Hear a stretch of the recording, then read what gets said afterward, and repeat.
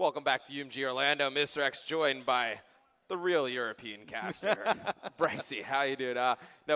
Saw AR took that first retreat hardpoint. I think shocked both of us. Going into this S&D, I think you got to be extremely careful of your Faze. Anticity and the rest of the guys over on AR, very good search and destroy players. Well, I said this earlier, and it's a point I always bring up. Like, realistically, when you're predicting something as a caster, you look at like the pedigree and what I like to call a paper team. Like, this team on paper are better than this team. Yeah. Truth is, none of that matters on the day. And Faze yesterday didn't look as solid as I was hoping they would look, and today it's the same thing. Yeah, you would expect it better than them out of respawn game modes. I mean, they looked a little bit shaky right there on that hard point, but going in S&D, they can really even it up here, and then obviously the next one will be a uplink. So Faze, very good uplink team. That would set them up pretty good for the rest of the series. Well, currently on board with Bill Fire. Let's see how they're going to do this. I'm actually going on board with the attacking team and see how they're going to play. Who's that pushing towards ambulance? It's going to be Slasher. Oh, already gone down. Apathy's going to get a snipe. And now they have the man advantage. They should be able to make a push one way or the other, but they will have to decide and go as a unit.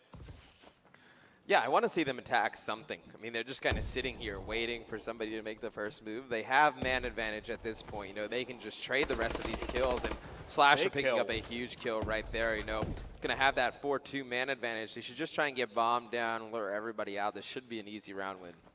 It should be, especially now it's a 1 versus 4. Anticity all alone. This is a nightmare scenario. He's going to see one there. Down he goes. No kills at all for AR in that first round. Yeah, that was pretty flawless right there out of Faze. Able to get that first blood. It's so huge in S&D. I mean, you can't really say it enough. Apathy with the sniper, and that's something we're going to see a lot out of these Faze guys. Aches using a sniper rifle, Apathy with a sniper rifle, Slasher we see snipe as well. Doug doesn't have thumbs, does not snipe, but I mean, that was so subtle, I almost missed it. I had to throw it in there. Right, let's actually jump on board with the attacking team once again. It's AR, and I'm going to go on board with BL Fire. Yeah, it's going to be interesting to see how they're going to play this. It looks like they pushed 1 through Hospital. They're going to try and push actually 2 through Hospital, which that's actually pretty risky from the standpoint that you're kind of trapped in there at that point. And you don't want to be trapped in that little U-shaped area. You can be shot from mid. You really, from this back green area, you can't really get through that door. You kind of trap yourself in there. A big kill actually by Apathy because he's now shut down green. It just makes it a lot harder for AR to push in. But there we go. Big kill by Burns to take down Apathy though. It opens it up a little bit. Another challenge going down. Anticity will go down 2 versus 2. Burns and Myangi versus Sensor and Aches. And they're just looking to make this now. They have actually split up, so a trade might be difficult here. Yeah, Burns played extremely well today. You see Miyagi, he's going to take out Sensor right there. It's all going to be up to new captain Aches, and it's going to be a very difficult situation right here. Coming forward, down he goes. Close range with a bow. Wasn't going to win that one. 1-1 now between them. Yeah, I was going to bring that up. In that close quarter area with that bow going up against the ASM-1. Maybe last event able to win that, since this post-patch, even things out a little bit between the SMGs and the ARs. I like it. I like it. I love it, yeah. I do like the fact it's a little bit diverse. We are seeing both guns here. That's what I really like. You are seeing the diversification, but the fact that there isn't just a one-gun setup. Some of the maps, some of the hill people still do play that way. It is sometimes beneficial to run that 4 SMG, but it's just when you're kind of putting pressure on and kind of flooding a hill.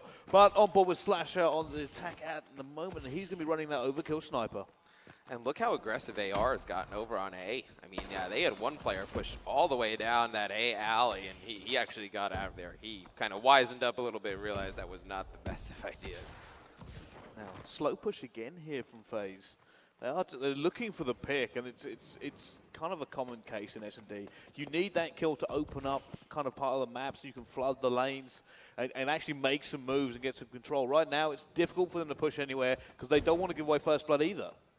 Right, yeah, they're pretty hesitant. Obviously, seeing the mini-map changes things for us. Obviously, we're able to kind of see where they could go and push some different things. But I think, we saw Optic Nation last night try and push B pretty hard. I think you got to hit that right away, though. Like, at this point, you can't really just run straight into B. I think your primary option is going to be you get a pick over at A, rotate back to B, or, you're going to have to try and strong arm over here at A. Can't say I like this play either, Matt. I mean, this is time running out, and they're going to have to just make a little bit of a reckless play here. 2 go down, 3 go down. Aches last one alive, and down he goes as well. And that's the issue. If you wait that long and can't make a play, you have to, you can't check all your corners. You have to go a little bit more reckless. I mean, it's pretty easy on the defensive stand, right? I mean, Yeah. you can watch everything from cover on Detroit. So I think from the offensive standpoint, you're better off just pushing something right away, hitting something right away, trading it, maybe working it down to a 2-on-2 situation, trying to pull it out, just like one of the first rounds went down. But, to play that slow, it's going to, put you behind the 8-ball a bit. As soon as you hear that timer actually give the beep, you know you're in a little bit of trouble. But on board with Burns, looking for the sniper. I think he Sniper saw somebody. Burns. Yeah. They usually Nobody see there. that. Has been a kill go down, though. It's going to be happily picking up the snipe. And now disadvantage for this AR team. But long-range shots with the bow. Not going to take it, though. Heavily damaged. He's going to have to back off. Burns, though, now looking for that sniper. Can he see a kill now? We saw one cross mid-street. He's probably going to call that out to his teammate over in that hospital area. But nobody gone down for Faze yet. Just AR trying to play for a pick, and that's that one to even it up. Egg's going to go down, but in perfect position to trade that is Apathy. Yeah, it's a really good trade there. Like I said, that's important in S&D. If you've got the number advantage, you can keep going those trades. Obviously, it's the way you win the round. But now, keeping an eye on them here, they're looking to make a play, and the problem is numerical disadvantage. He can't hold everywhere. If his teammates will put that bomb down, technically it's a 1 versus 3 for the plant side. However, they've got it. I think Miyagi should have challenged that player right in the back. I mean, you pretty much know there's going to be only one player in that back alley. There's nowhere he can go. I mean, if he didn't come through the door, he can only go into that little corner. So kind of know where he is to position. If he was able to, jet in there, pick up that one kill, and then get out, even it up, I think that would have been huge. Look at this. It's very clever. They've split, and they're looking for it. They're trying to just keep it. Is there anything diffuse going on? There isn't. They're playing the time. Apathy's going to pick up one. It's going to be Burns in a 1 versus 3. He's alone. He's going to see one there. He's going to pre-fired. Looking for down he goes, and Faze will take that one as well. A lot of clever play there. They basically just stood over their teammate, hoping to keep them away. Yeah, I mean, that was the right play, to just keep pushing Burns further and further away from the bomb, not give him a chance to check. I mean, he killed that first player, had no idea where the second player was coming from. Yeah, he turned around, pre-fire in doorways, pre-fire in windows, just looking for something, and didn't find anybody. Faze able to tie that up 2-2. This offensive round is going to be huge, Brycey. I'd like to see them, get a little bit more aggressive. Saw in there, not going to be able to get the shot, though. Apathy looking with the snipe. And once again for the first pick, already a shotgun down. It's going to be Anticity taking down Slasher. Going to go for the snipe as well. They've been aggressive here. Two of Faze have already gone down. Now going to be up to Aches and Sensor to do something, but they're being heavily pushed. And down they go. It's Aches now in a 1 versus 4. Automatic reload went aggressive, and it paid off. Yeah, not looking good here for Faze. Now, I know AR pretty much knew that Faze was going to give them the whole map, that they could just push straight up, and they weren't going to get stopped. And you see right there, flawless round out of AR. Well, there we go. I mean, it doesn't seem like FaZe are having that much success, actually, on the attack. They've been playing this kind of passive play style we saw last time.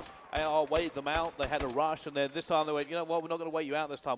We know you're playing passive, so we're going to take that map control away from you. Right. I mean, no, FaZe really never made it out of their spawn, pretty much. They kind of spawned up. Everybody took 2 or 3 stabs, tried to look at different ways. The only one really trying to make any type of push was Slasher. He got first blooded over by A-bomb, then they just allowed him to go right down the A street. Although Balefire gets caught in sprint there, he's going to go down on board with Burns now. He will have the bomb. He's looking for it. There has been a flank, though. Look at it. Who's that? It's going to be Anticity. Just managed to get all the way to the back here. He's going to pick up a kill as well, and that's going to divide the battle line. That's a big kills from him. Massive plays from Anticity to get that flank, so it broke the battle line of FaZe. And now they have to kind of deal with him. They don't know where his teammate is. It's a good position. They have the numerical advantage at the same time. The way to play this, if you're a FaZe, is just push straight through. I mean, you can't kind of play this split. So what I kind of say when I mean split is you can't have one player behind you trying to watch that way and know the players are attacking from the opposing side. And you're going to see Slasher. He's going to pick up that kill on bomb, which is pretty big. He's going to know that. Obviously, there's going to be more players over here going to wait for his teammate. It's going to be Sensor to come over there and help him out. And this is a round that FaZe could easily win if they play this right. That COD timing. Right? Yeah. Go with Anticity once again. He's going to see that play. Going to get it. It's now going to be a 1 versus 2. It's Slasher going to be left alone. These mid-trees can be challenged, and down he goes as well. 4-2 now. AR taking a commanding lead in this one. Up 4-2. Did not see this coming, but Anticity going out. Did he get an ace? He did. Yeah, I Anticity got every single kill that round. He's crushing right now. Streak. He's on a 6th streak. He's an absolute savage. How he managed to get through green was ridiculous. Like I said, once he'd done that, he completely separated the battle. He got 2 kills on the flank as well. Faze just, well, at that point, they had to rotate all the way around and couldn't find anybody. Anytime on offense that you can get a player all the way on a flank and able to pick up even one kill, it just changes the whole focus of the defensive team. We're going to see a battle go down right here. As looks like Ace and Slash are going to pick up 2 kills.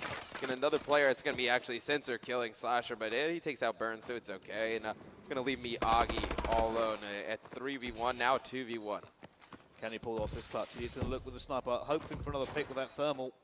Not really going to see anybody here, though. And you've got to think that realistically, Faze is going to play this so passive. Play the time, wait it, check the bomb once or twice. But I can't really see him losing this, especially with the time ticking down as it is.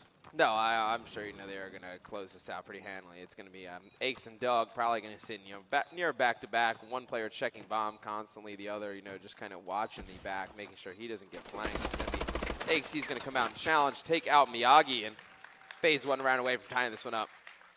There you go. They went for the trade to make sure, no matter what happened, they both challenged at the same time.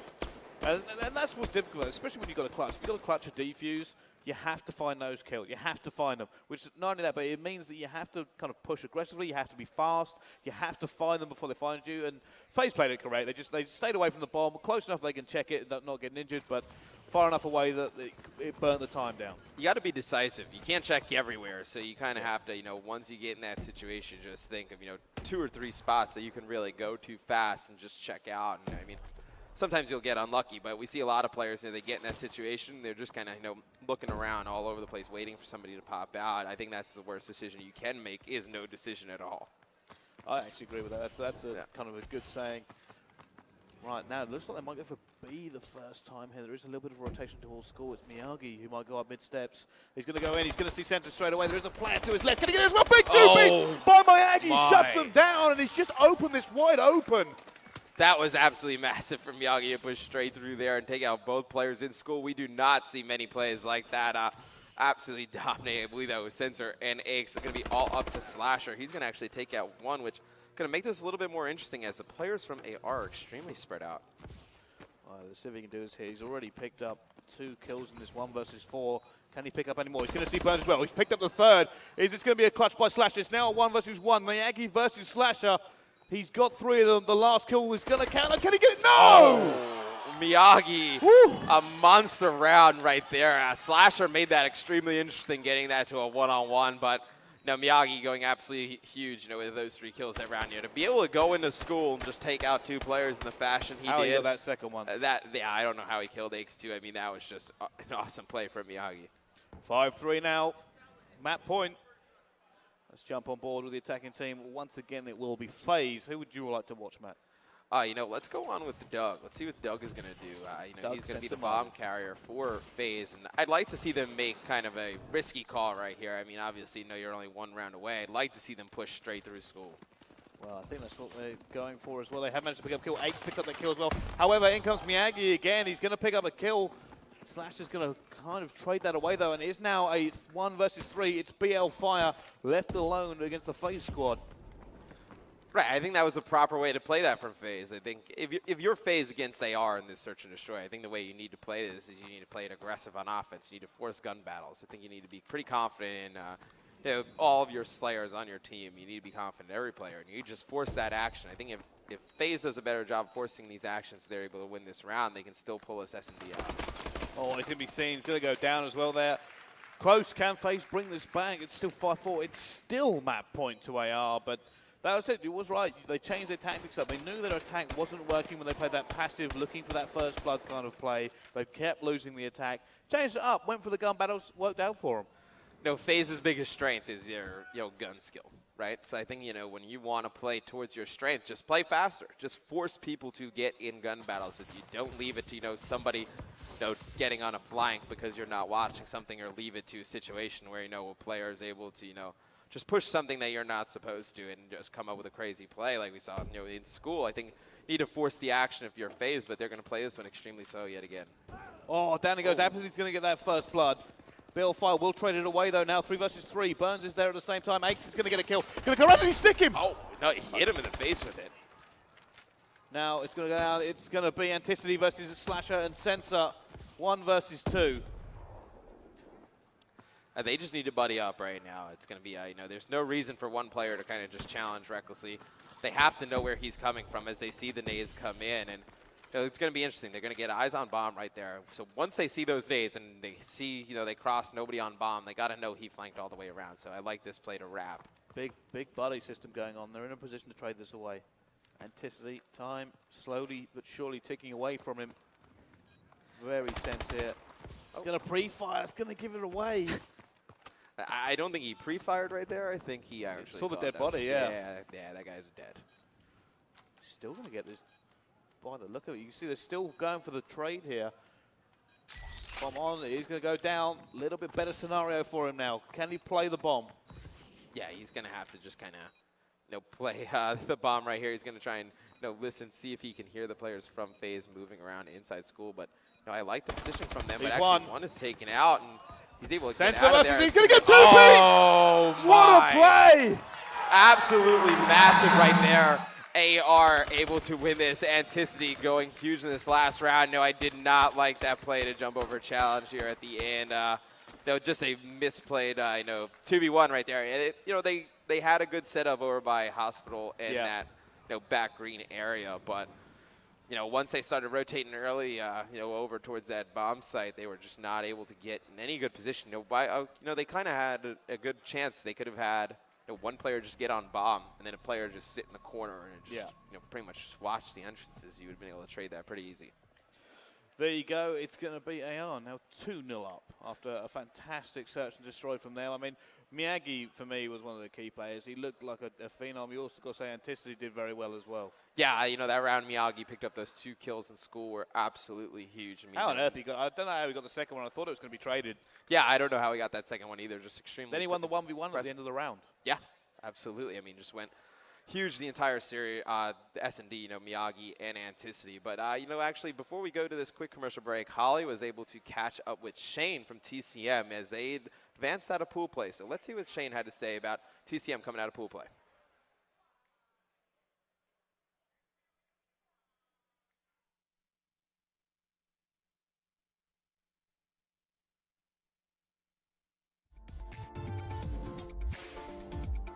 Hey guys, it's Holly here with TCM Shane. Just giving you guys an update on the Bravo stream. He just played RVN Esports and they 2-0'd them. And how are you feeling right now? I'm really pleased we got through the open bracket, which is incredibly stressful. It was a hell of a long day yesterday and we nearly lost, but thankfully the team clutched up and stayed composed. But now we're going into Pool A against Optic, like on paper the best team in the world. They had a rough day yesterday, but with a team that good, I'm sure they'll be fine to pick up today. And that's going to be on the main stage next, right? I'm assuming so, at 2 p.m., yeah. So that capture the flag, you guys were up 3-0, and they came back really quick. They got 2 captures really quick, and what was going through your mind? With Retreat, CTF has got a good spawn and a bad spawn. We beat them 3-0 on the good spawn, and they started making the comeback, which kind of expected because it's incredibly one-sided. But fortunately, Jared got a clutch flag cap and made it 4-2, and then we just... and that was almost at the last second, right? So then we just pretty much just held it down for 30 seconds and just tried to defend the base. Is that your guys' strongest game mode, or what do you guys think is your strongest?